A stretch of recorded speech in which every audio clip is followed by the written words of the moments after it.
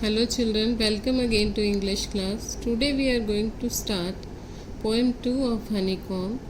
The name of the poem is The Rebel. That is written by DJ Enright. Let's know something about the poet. Dennis Joseph Enright, the poet of this poem, was born on 1920 and died on 2002. He was a British academic poet, novelist, and a great critic. He authored Academic Year, Memoirs of Mendicant Professor, and a wide range of essays, reviews, anthologies, children's books, and poems. Now let's see what is described in the poem. The poet shows the character of rebel, one who does not conform to the norms of society, means who does not follow the rules regulations of the society and does just opposite of what others do. The poet lists various contradictory activities of the rebel and highlights the importance of difference of opinion between him and the society. So let's start reading. When everybody has short hair, the rebel lets his hair grow long. When everybody has long hair, the rebel lets his hair short. So in these lines, the poet highlights the nature of the rebel. When the rebel encounters or faces a group of people with short hair, he would allow his hair to grow long because he derives pleasure and satisfaction by going against the people. However, when he is not constant and therefore when he sees people growing their hair long, he would end up cutting them short. When everybody talks during the lesson, the rebel does not say a word. When nobody talks during the lesson, the rebel creates a disturbance. So in these lines, the poet gives importance to the rebellious nature of the rebel as how he rebels against others. What he does? Seeing everybody talk during the lesson, the rebel suddenly finds his silence most valuable, means he becomes silent.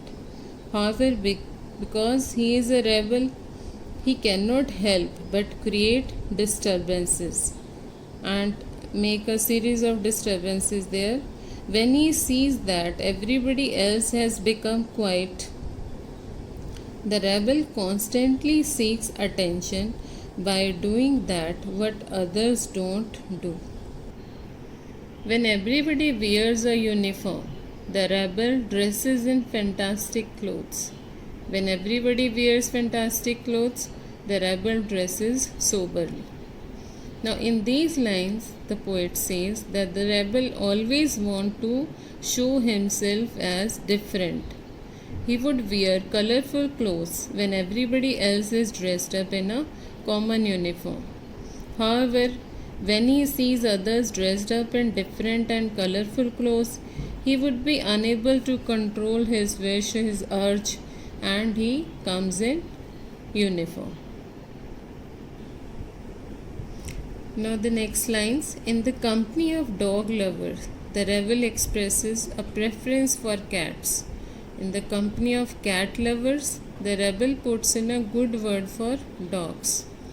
Now in these lines, the poet discusses about how the rebels never match with others in the group. When he finds himself in the company of dog lovers, he begins to prefer the cats. On the other hand, when he is surrounded by the cat lovers, he would always say good words for dogs.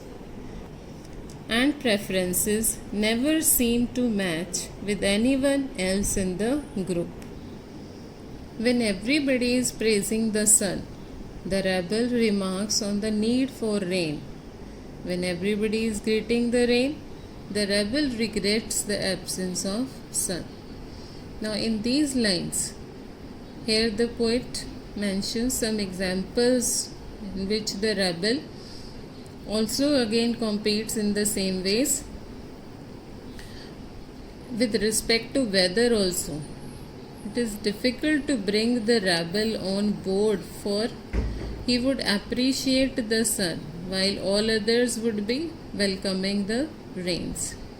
Means he always appreciate that thing which is not liked by others and miss the rains while others would be enjoying the sun.